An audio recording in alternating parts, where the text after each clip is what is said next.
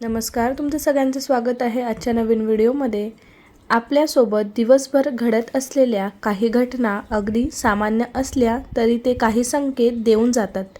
शास्त्राप्रमाणे अनेक घटना शकून अपशकून किंवा शुभ अशुभ संकेत देतात। तर आज आपण बोलू शकू या शकुनाबद्दल। लहान लहान गोष्टी भविष्याचे संकेत देऊन जातात। या घटनांवरून आपण भविष्यात घडणाऱ्या शुभ काळांचा अंदाज बांधू शकतो। तर आपणही ओळखून घ्या त्या शुभ संकेतांबद्दल। तत्पूर्वी तर तुम्ही माझ्या चॅनलवर नवीन असाल तर चॅनलला सबस्क्राईब करायला विसरू नका आणि हा व्हिडिओ जास्तीत जास्त लोकांपर्यंत शेअर जरूर करा।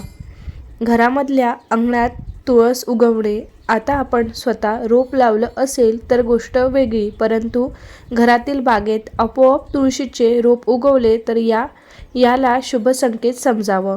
तसंच अनेकदा प्रयत्न करून देखील तुळस येत नाही किंवा वाळून जाते। अशात आपोआप तुळस येणे म्हणजेच घरात प्रभू विष्णू आणि लक्ष्मीचा वास राहणार असल्याचे संकेत आहेत। तसेच आपोआप दुर्वा उगवणे देखील शुभ संकेत असतात। घरातील बागेमध्ये गणपतीला अर्पित केली जात असलेली दुर्वा उगवल्यास आता आपल्यावर कामामध्ये कुठलेही अडथळे निर्माण होणार नाहीत असे समजून घ्यावे। तसेच नारळ देखील शुभ संकेत देत असतो। जर घरामध्ये एखादे नारळ ठेवलेले असेल आणि नारळाला आपोआप तडा गेल्यास समजावे की नारळाने घरातील नकारात्मक ऊर्जा शोषून घेतलेली आहे। यानंतर आपल्याला कोणत्याही कामामध्ये अडथळे निर्माण होणार नाहीत, सकारात्मकता जाणवेल आणि कामामध्ये यश मिळायला सुरुवात होईल। तसेच मध देखील शुभ संकेत देतं। घरामध्ये ठेवलेले मध भांडे फुटून मध पसरल्यास नकारात्मक ऊर्जा दूर होत असते असे समजावे। याने घरामध्ये एखादं मंगल कार्य देखील होण्याची शक्यता वाढते।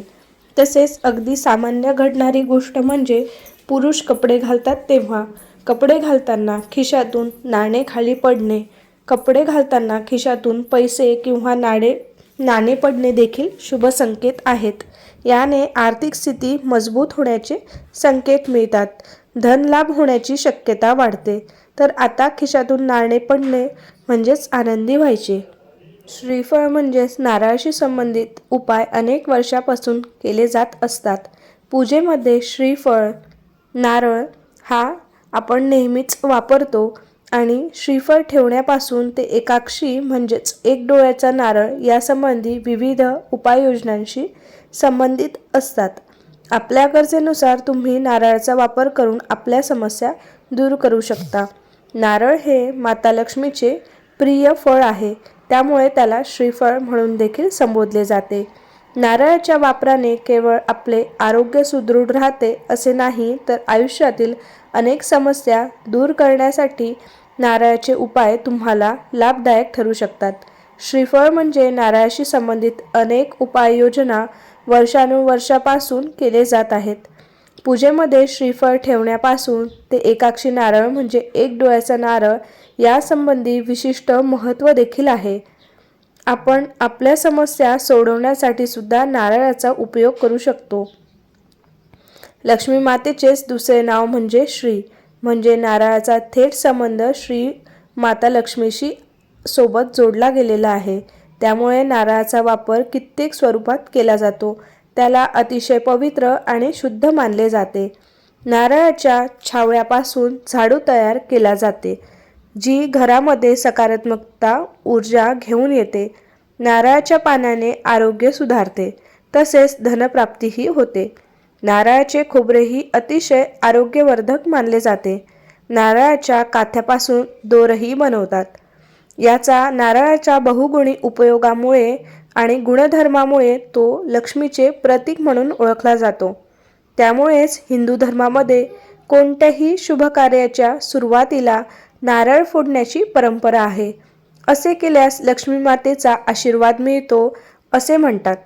शुक्रवारच्या दिवशी लाल रंगाचे कपडे घालावेत आणि सकाळी आंघोळीनंतर लक्ष्मी मातेची पूजा करावी, तिला श्रीफळ अर्पण करावे। थोड्या वेळाने तो नारळ एका स्वच्छ लाल कपड्यामध्ये गुंडाळून घरातील अशा जागी ठेवावा जिथे तुम्ही धनसंपत्ती ठेवता। जिथे कोणाचेही लक्ष जाणार नाही असे स्थान निवडावे. या उपायांसाठी एकाक्षी म्हणजे एक डोळा असलेला नारळ सापडल्यास अतिउत्तम. असे केल्यास तुमच्या घरातील धनसंपत्ती सोबतच्या सुखसमृद्धी देखील वाढेल असे म्हटले जाते. जर तुम्हाला स्वतःच्या घरातच एकटं वाटत असेल किंवा घरामध्ये नकारात्मक ऊर्जा वाढली आहे असे जाणवत असेल तर तुम्ही हा नारळाचा उपाय नक्कीच आजमावून पहा. एक नारळ घेऊन त्यावर काजळाचा टिळा लावून नंतर तो नारळ घरातील कानाकोपऱ्यामध्ये फिरवून नदीमध्ये वाहून टाका. असे केल्यास घरातील आनंद परत येईल आणि सकारात्मक ऊर्जेचा संचार वाढेल. तसेच जर काही कारणास्तव तुमच्या व्यापारामध्ये सतत तोटा होत असेल किंवा मोठी गुंतवणूक अतिशय कष्ट करूनही तुम्हाला योग्य फळ मिळत नसेल तर तुमच्यासाठी हा उपाय लाभदायक ठरेल.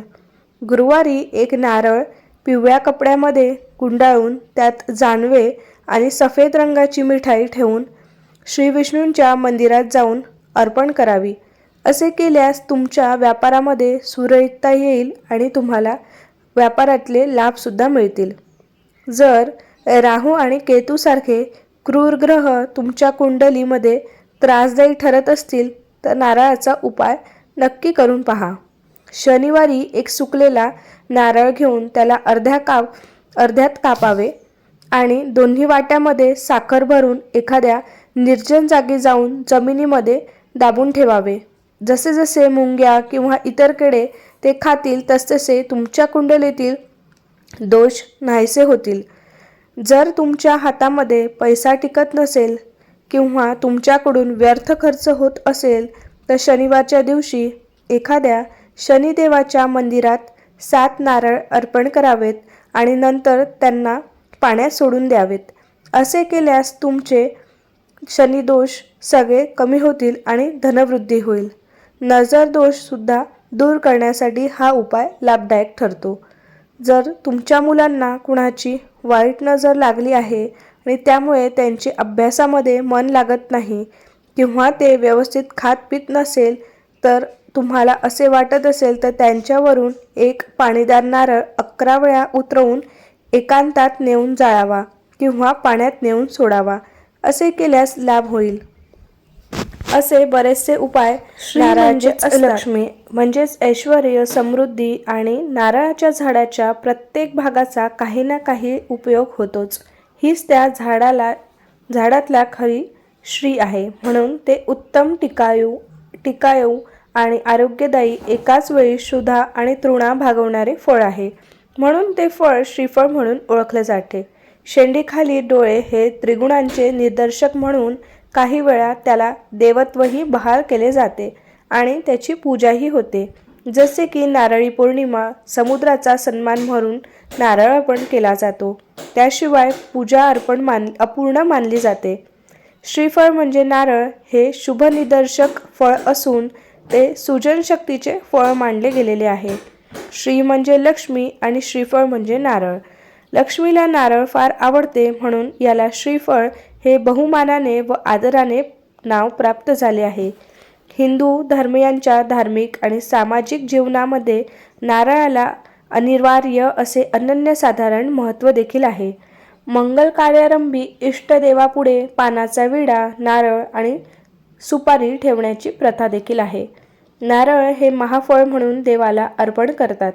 शुभ कार्याप्रसंगी घराच्या दारावर जे तोरण बांधतात त्यात मध्यभागी नारळ गुंफतात. नववधू माहेरवाशील सासरी जायला निघाली की असोला म्हणजे न सोललेला नारळ देण्याची प्रथा पूर्वीपासून होती. हा नारळ नववधूच्या हस्ते रुजत घालीत. नववधूला संतती प्राप्तीचे सुख लाभावे ही त्यामागची कल्पना होती. यावरून अपत्यहीन स्त्री आपल्या इष्टदेवतेला नारळाचे तोरण बांधण्याचा नवस बोलत असते. नवजात बालकाच्या नामकरण प्रसंगी नारळाची कुंची, इरल्याच्या आकाराची लहान मुलांची टोपी घालून प्रथम पाळण्यात घालतात आणि मग मुलाला पाळण्यात ठेवतात. नारळ हे भावी अपत्याचे प्रतीक असल्याचे नववधू आणि सुवासिनींना ओटी नारळाने भरतात. धार्मिक विधीप्रसंगी कलश प्रतिष्ठापित करतात आणि त्यावेळी कलशावर पूर्ण पात्र ठेवण्याचे नसल्यास नारळ ठेवतात. मंदिराच्या कळसावरही सर्वोच्च ठिकाणी नारळाची प्रतिकृती घडवतात. श्रावणी पौर्णिमेला नारळी पौर्णिमा देखील म्हणतात. सागर किनारी वास्तव्य करणारे लोक आणि कोळी बांधव महासागराला नारळ अर्पण करून जलदेवतेचे पूजन करतात. महाबली मारुती, शक्तिदेवता, इष्टदेवता व ग्रामदेवता यांच्या पुढे नारळ फोडण्याची परंपरागत प्रथा आहे. अमावस्या व पौर्णिमा कुलदैवत, जागृत देवस्थान तसेच भूमीच्या घराच्या संरक्षण शक्तीला प्रसन्न करून अनिष्ट घटना घडू नये या उद्देशाने नारळ देतात. हा प्राचीन नरबळीचा पर्याय आहे असे संशोधकांचे मत आहे. नरबलीला अघोरी प्रथेत बळीचे शरीर देवापुढे ठेवत असत. नरबली प्रथा बंद झाल्यावर त्याऐवजी पूर्ण नारळ किंवा तो फोडून त्याची शकले देवापुढे ठेवण्याची प्रथा मांडली गेलेली आहे. नारळाला ब्राह्मण माणसांचा एक संकेत आहे म्हणून नारळ फोडतेवेळी त्याची संपूर्ण शेंडी काढून शिखा नष्ट करू नये. शेंडीसकट नारळ हा नरमुंडीचा प्रतिनिधी आहे. जलाने पूर्ण भरलेला कलश घेऊन त्यावर पाने फुलवीत नारळ ठेवून पूजेला आसनस्थ व्हायचे असते. नारळात जसे पाणी असते तसेच आपल्या मनातही ओलावा असावा ही त्यामागची विशुद्ध भावना आहे. नारळ हा सद्भावना आणि सत्प्रवृत्तीचे प्रतीक म्हणून नारळाची पूजा करतात. याचा कोणताही भाग वाया जात नसल्यामुळे दक्षिण हिंदुस्थानामध्ये लोक हरा सोना म्हणतात.